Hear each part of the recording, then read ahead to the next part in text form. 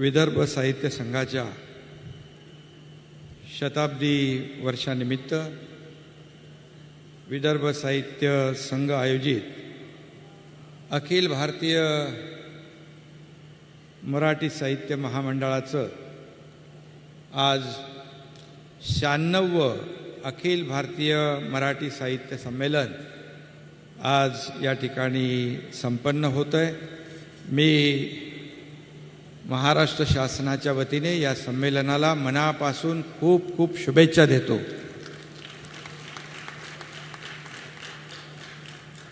आणि आजच्या या शुभारंभ प्रसंगी उपस्थित या संमेलनाचे संमेलनाध्यक्ष न्यायमूर्ती नरेंद्र चपळगावकर साहेब, आपले मावळते अध्यक्ष भारत सासनेजी, श्रीमती चपळगावकरजी,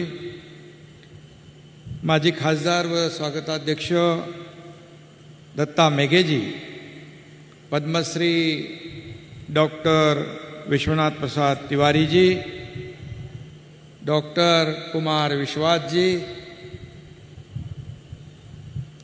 माजी आमदार सागर मेघे जी, आमदार डॉक्टर पंकज भोयर जी, आमदार नरेंद्र बोंडेकर जी, doctor PD. Patil ji, doctor Girish Gandhi ji, माननीय उषाताई तांबे जी, डॉक्टर उज्ज्वला मेहेंदळे जी, प्रवीण दाते, विलास मानेकर, प्रकाश पात्रे, रवींद्र शोभने, आमचे मुंबई आणि ठाण्याचे नरेंद्र पाठक जी, डॉक्टर अभ्युदय मेघे, डॉक्टर विलास देशमुख, विकास लिमये, रमेश वंसकर, संजय इंगळे आणि जिल्हाधिकारी कर्डिले, व्यासपीठावरील सर्व मान्यवर, साहित्य विदर्भ साहित्य संघ, अखिल भारतीय मराठी साहित्य महामंडळाचे सर्व सदस्य, पदाधिकारी आणि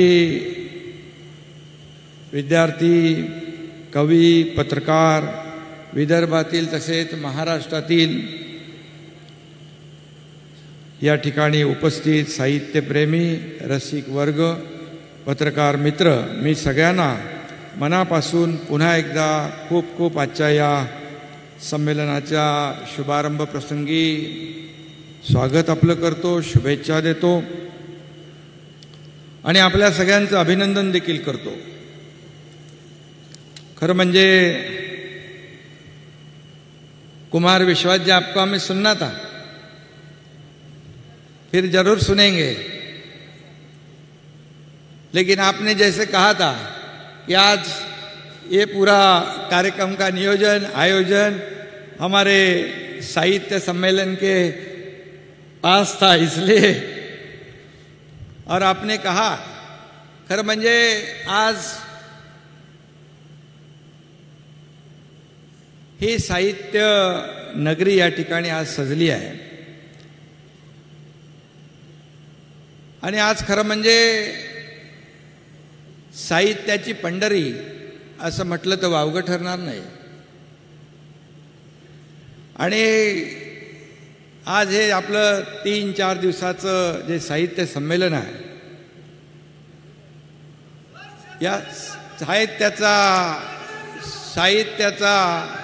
जो काय या ठिकाणी अजर आपल्याला गजर होतोय, त्या ठिकाणी आपल्याला मी मनापासून खूप खूप शुभेच्छा देतो। खरं म्हणजे आज आपण पाहिलं तर त्यांचं काय म्हणणं आहे ते आपण ऐकून घेऊ।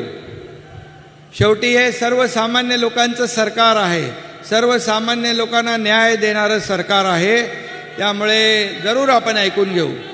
आणि खऱ्या अर्थाने आज खरं म्हणजे हे साहित्य संमेलन आहे, आपल्याला आपले विषय मांडायला वेगवेगळे व्यासपीठ आहेत, परंतु या साहित्य संमेलनामध्ये हे 3 दिवसाचं साहित्य संमेलन देशभरातून इकडे विविध भागातून जे साहित्यिक आलेत, आपले मान्यवर आलेले आहेत, त्यांचं आपण स्वागत केलं पाहिजे.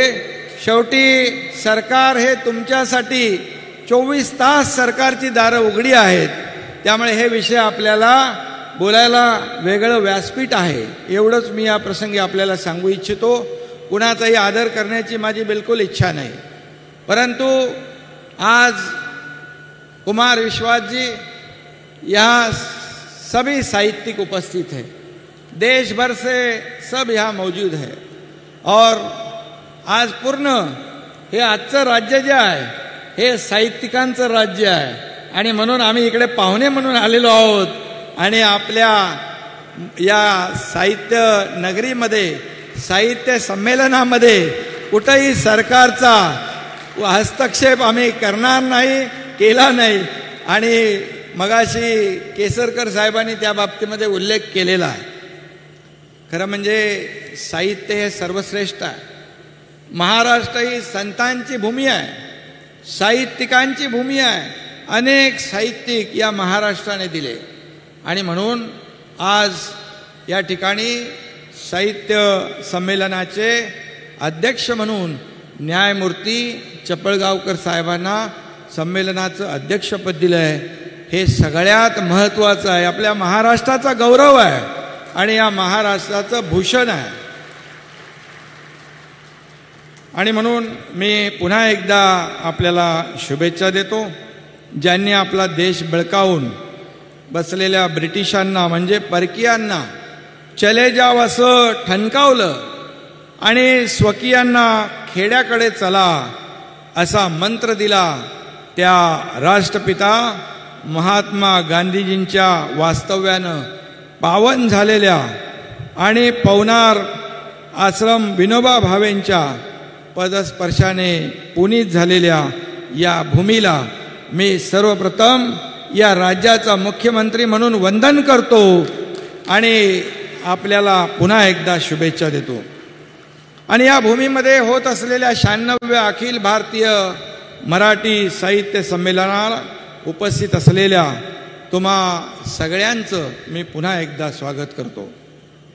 खरं तर अशा प्रकारे अखिल भारतीय मराठी साहित्य संमेलनाचं उद्घाटन करण्याचा बहुमान मिळेल अशी कल्पनाही मी कधी केली नव्हती. या बहुमानाकडे थोड्या वेगळ्या नजरेने बघतो आहे मी आता इथे केवळ उद्घाटक म्हणून उभा नाही आहे, तर खऱ्या अर्थाने कृतज्ञतेची भावना व्यक्त करण्यासाठी मी या ठिकाणी उभा आहे. ही कृतज्ञता आहे मराठी साहित्याबाबतची. आणि म्हणून सामान्य मातीशी नाळ जोडून असलेला माणूस मराठी साहित्याचा खरा नायक आहे.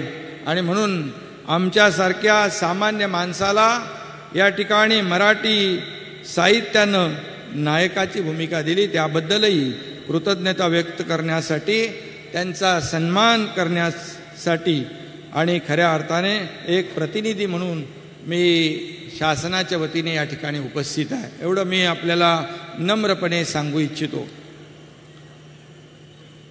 आणि संधी मला देणाऱ्या आयोजकांचं आणि साहित्य महामंडळाचे देखील मी मनापासून आभार मानतो आणि आभार मानणं मी माझं कर्तव्य देखील समजतो.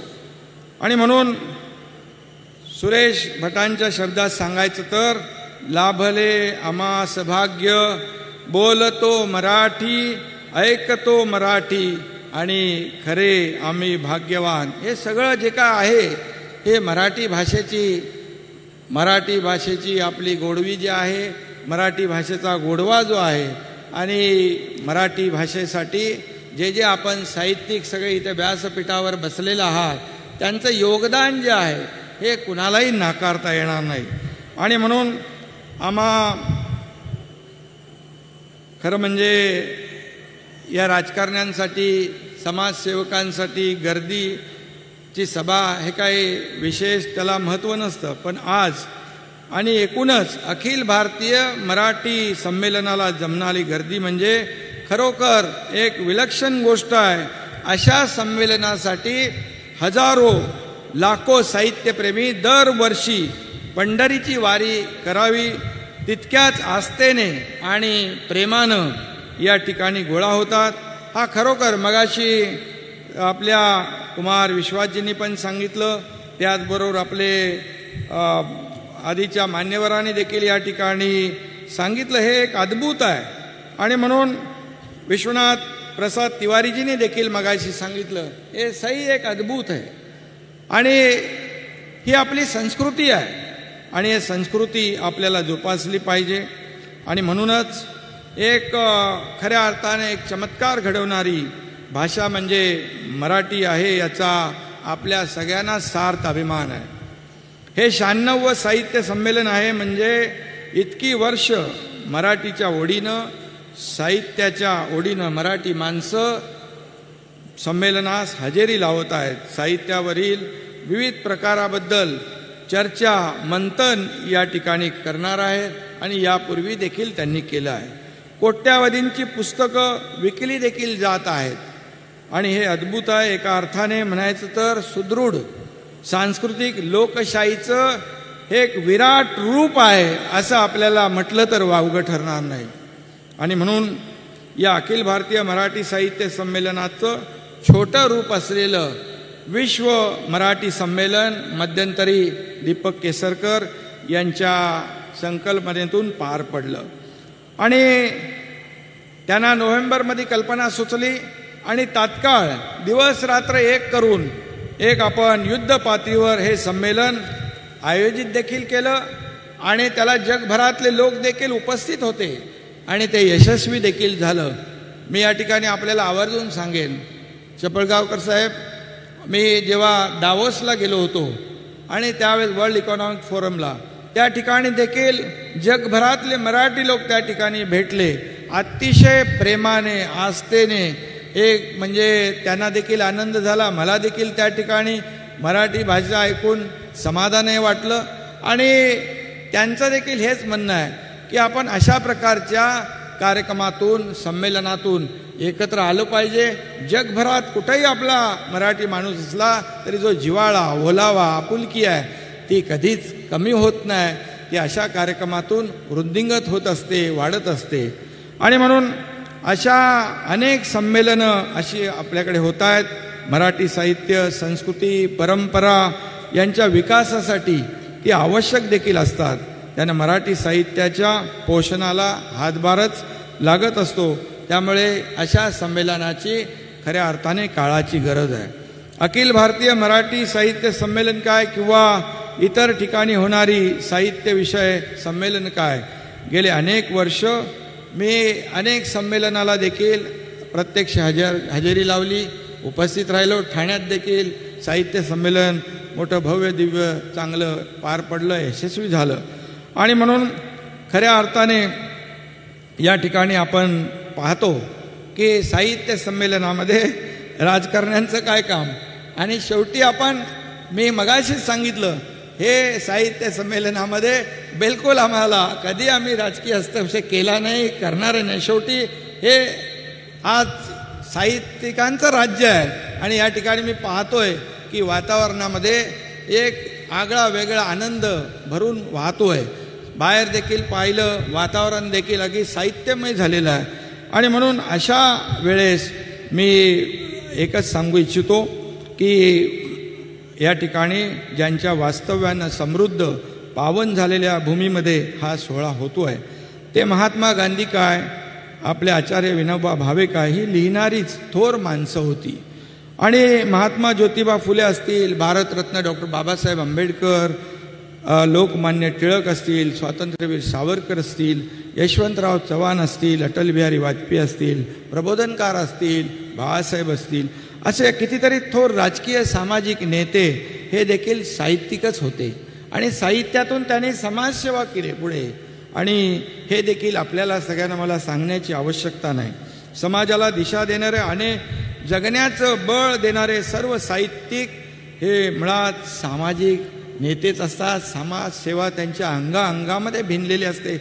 आपण दुसऱ्यासाठी काहीतरी केलं पाहिजे आणि दुसऱ्याच्या दुःखामध्ये खऱ्या अर्थाने दुसऱ्याचं दुःख ते आपलं दुःख, आपण काहीतरी या भूमीला, महाराष्ट्राला देणं लागतोय. ही भावना मनामध्ये ठेवून या व्यासपीठावरच्या सर्वांनीच आपापल्या परीने कार्य केलेलं आहे. आणि म्हणून खऱ्या अर्थाने सामाजिक तळमळीमधूनच त्यांचं साहित्य या ठिकाणी जन्माला येत असतं आणि सामाजिक तळमळीतूनच राजकीय नेतृत्वही उदयाला येत असतं, सामाजिक नेतृत्वही उदयाला येत असतं. त्यामुळे सामाजिक तळमळ हे साहित्यिक आणि राजकारणी अशा दोघांचे खऱ्या अर्थाने उगमस्थान आहे असं म्हटलं तर वावगं ठरणार नाही. आणि असं असताना साहित्य याबरोबर आणि म्हणूनच मगाशीच मी म्हणालो की खऱ्या अर्थाने माझ्यासारखा एक सर्वसामान्य कार्यकर्ता या अखिल भारतीय मराठी साहित्य संमेलनाचं या ठिकाणी उद्घाटन करण्याचं भाग्य मला लाभेल असं कधी मला स्वप्नात वाटलं नव्हतं. परंतु आपल्या आयोजकांमुळे आणि समोर बसलेल्या सर्वांच्याचमुळे हे मला भाग्य लाभलं. आणि म्हणून मी तुम्हाला पुन्हा एकदा मनापासून या ठिकाणी खूप खूप धन्यवाद देईन.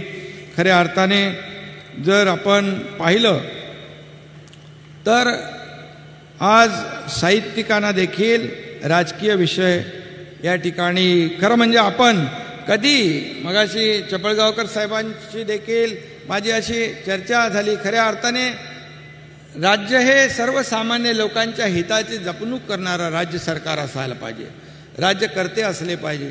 आणि म्हणून जेव्हा आम्ही चांगले निर्णय घेऊ नक्की त्या ठिकाणी आपण आमच्या पाठीवर शाबासकीची थाप जेव्हा द्याल आणि साहित्यिकांकडून जेव्हा ही थाप मिळते तेव्हा आणखी ऊर्जा आणि प्रेरणा मिळते, आपण चांगलं काम करू लागतो.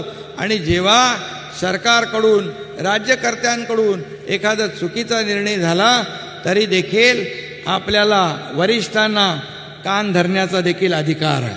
आणि नक्की या राज्याच्या भल्यासाठी सर्वसामान्य लोकांच्या भल्यासाठी त्यामध्ये सगळे आले आणि सर्व घटक आले यांच्या हिताचे निर्णय घेण्याचं काम करण्याचा प्रयत्न आम्ही नक्की करतोय. 100% काम 100% सर्वांचं समाधान हे आम्ही करू शकतो काय असा दावा आम्ही नक्कीच करणार नाही. परंतु जेवढं काही चांगलं करता येईल तेवढं नक्की करण्याचा प्रयत्न आम्ही या ठिकाणी करू.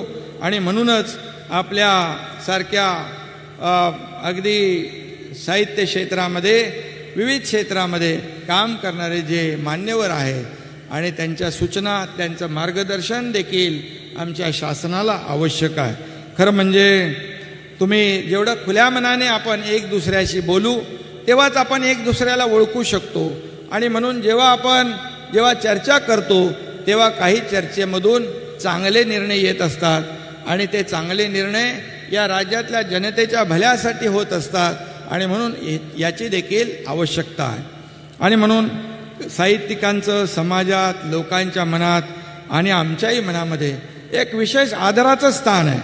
त्यांनी मगाशी म्हटल्याप्रमाणे केलेली पाठराखण देखील आमच्या दृष्टीने महत्त्वाची असते आणि त्यातून लोकसेवेच्या व्रताला आणखी बळ मिळतं हे देखील मी या ठिकाणी आवर्जून सांगतो. आणि म्हणून आता राजकारणाकडून पुन्हा या ठिकाणी राजकारण काय आजचा हा राजकारणाचा विषयच नाही आहे, हा साहित्याचा विषय आहे.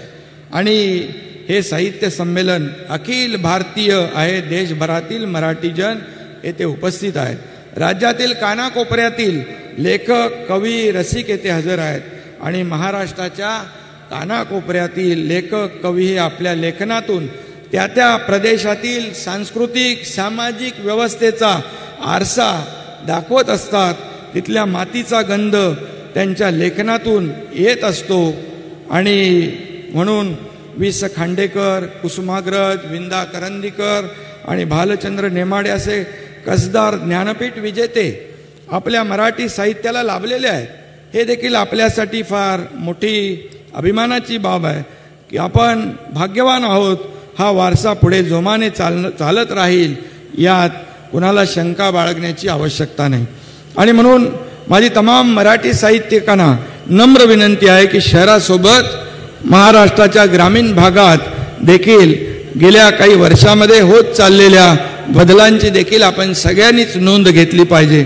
आणि म्हणून मी या ठिकाणी एवढंच सांगेन की आपण जे या आपल्याला लागूनच महाराष्ट्र समृद्धी महामार्ग बाळासाहेबांच्या नावाचा हा महामार्ग देखील राज्य सरकारने जो सुरू केला जवळपास 10 जिल्ह्यांना प्रत्यक्ष आणि 14 जिल्ह्यांना अप्रत्यक्ष जोडणारा, 326 गावांना तालुक्यांना जोडणारा हा अतिशय महत्त्वाकांक्षी प्रकल्प आपण या ठिकाणी सुरू केला आहे.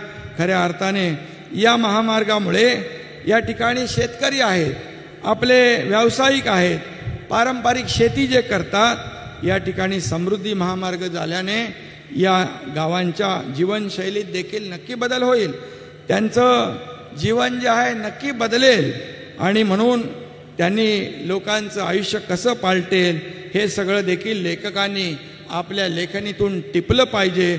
एक छान रस्ता जेव्हा गावा शेजारून जातो तेव्हा गावाची दिशाच बदलत असते आणि गावातलं समाजकारण बदलतं, गावातले प्रश्न बदलतात, जुन्यात नवं येऊन मिळतं. हे असे विषय देखील लेखक कवींनी अधिकाधिक हाताळले तर खऱ्या अर्थाने त्याचा फायदा समाजालाच होणार आहे. आणि म्हणून एक माझी सूचना आहे, फक्त हा विषय ग्रामीण भागातील बदलांचा होता. आपली ग्रामीण साहित्य परंपरा फार मोठी आहे आणि दीर्घ आहे. गेल्या काही वर्षामध्ये छोट्या छोट्या गावातून आलेले लेखक आपल्या लेखनातून फार सकसपणे जीवनाची अनुभूती मांडताना दिसत आहेत. आज ग्रामीण बोलीभाषेतून विविधांगी साहित्य निर्माण होत असतं. मालवणी, वऱ्हाडी, अहिराणी यासारख्या अनेक बोलीभाषा मराठी साहित्याला समृद्ध करत आल्या आहेत. बोलीभाषा इतक्या गोड असतात की बोलीभाषेतून कोणी शिव्या जरी दिल्या तरीसुद्धा ती भाषा अगदी ओव्यांसारखी वाटते, कारण बोलीभाषेला मातीचा ओलावा असतो, त्यात प्रेम असतं. ती भाषा सरकारी दप्तरासारखी कठीण नसते आणि कायद्याच्या भाषेसारखी जडही नसते. संमेलनाचे अध्यक्ष माननीय आदरणीय न्यायमूर्ती चपळगावकर साहेबांपुढे हे बोलण्याचं मी थोडंसं धीराने बोलतोय की कारण हे साहित्यिकांचं व्यासपीठ आहे कुमार जी, इसलिए मुझे पता है क्या बोलना. आणि न्यायमूर्ती साहेब देखील एक वेगळ्या खुर्चीमध्ये आज आहेत. राजकीय व्यासपीठ नाही याची अनुभूती मला आहे, त्याची जाणीव मला आहे. आणि म्हणून बोलीभाषांचा उल्लेख मी केला. शासकीय पातळीवरून देखील बोलीभाषा संवर्धनासाठी सातत्याने प्रयत्न केले जात आहेत, हे आपल्या सगळ्यांनाच माहीत आहे.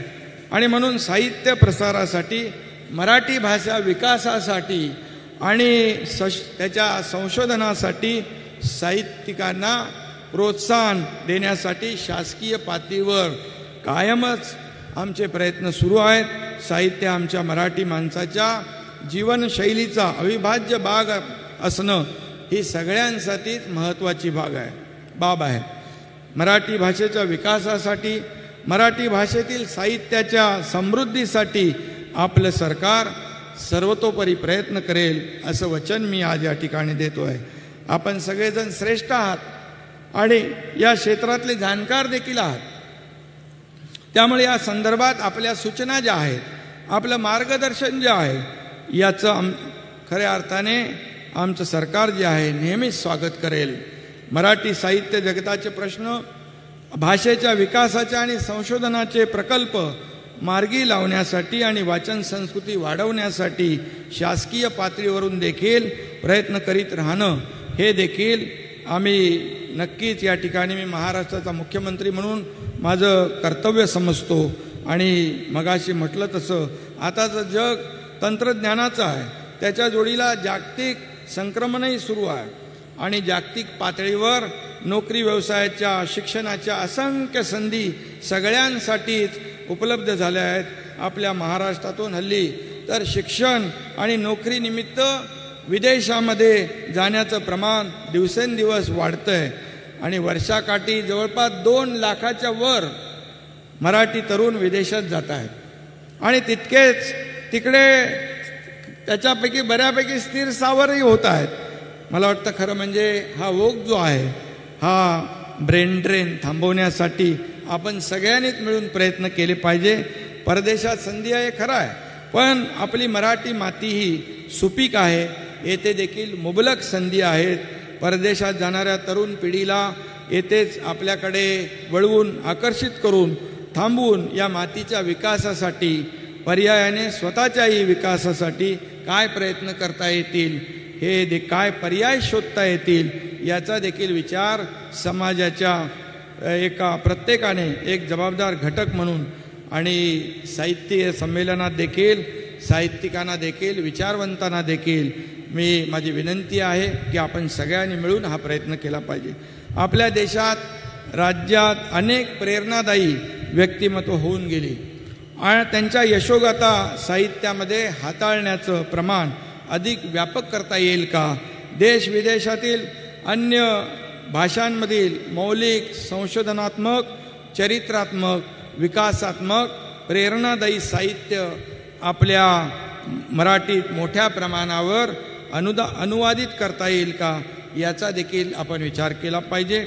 या गोष्टी कदाचित आपल्याला छोट्या ढोबळ वाटतील, पण अशा छोट्या छोट्या गोष्टी अनेकदा समाजामध्ये अनेक मोठे बदल घडवून जातात आणि आपल्याला सगळ्यांना त्याच्यावर विश्वास आहे. अखिल भारतीय मराठी साहित्य संमेलन शतकाकडे वाटचाल करते. आजवरची 95 संमेलनं मराठी माणसाचं जगणं समृद्ध करत आली. इथल्या संतांनी, लेखकांनी, कवींनी, विचारवंतांनी महाराष्ट्राचं मराठी माणसाचं मन समृद्ध केलंय. या सगळ्या प्रतिभावंतांचं मराठी माणसावरचं हे ऋण जे आहे कधी न फिटणारं ऋण आहे एवढंच मी या प्रसंगी सांगू इच्छितो. आम्ही सामान्य माणसाचे प्रतिनिधी आहोत, सामान्य वाचकांचे प्रतिनिधी आहोत. आम्ही तुमचं लिखाण वाचत आलो आहोत आणि आज तुम्हाला पाहायला भेटायचा या ठिकाणी ऐकायला आलो आहोत आणि आपण सारे मराठी प्रेमी आहोत. मराठीचा अभिमान आपणा सर्वांनाच आहे, तो असायलाच पाहिजे.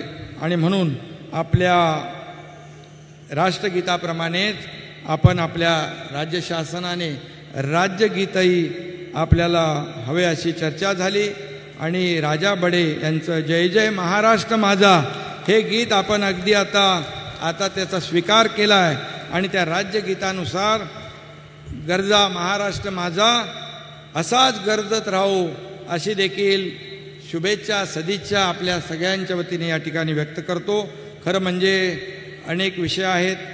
मगाशी एक सूचना आली होती आपले आमदार पंकज भोयर आणि आपल्या आयोजकांकडून सेवाग्राम मार्गावर चरखा भवन येथे जे फाईन आर्टने महात्मा गांधी आणि विनोबा भावे यांचं शिल्प मोठं शिल्प तयार केलं आहे.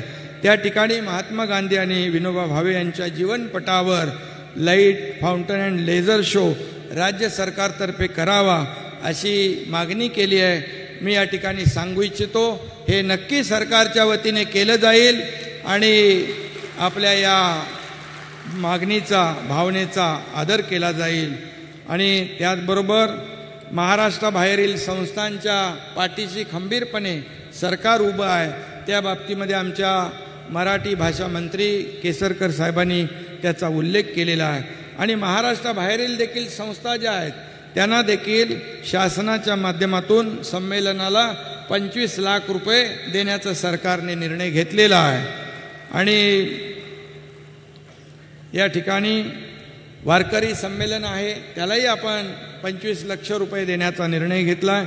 खऱ्या अर्थाने आज आपल्या सगळ्यांचं मार्गदर्शन या ठिकाणी 3 दिवस होणार आहे आणि हे 3 दिवसाचं साहित्य संमेलन या ठिकाणी विचारांची देवाणघेवाण होईल, साहित्याची देवाणघेवाण होईल आणि नक्की या संमेलनाला येणाऱ्या हजारो रसिकांच्या पदरामध्ये भरभरून दान पडेल आणि अशा मी मनापासून शुभेच्छा देतो.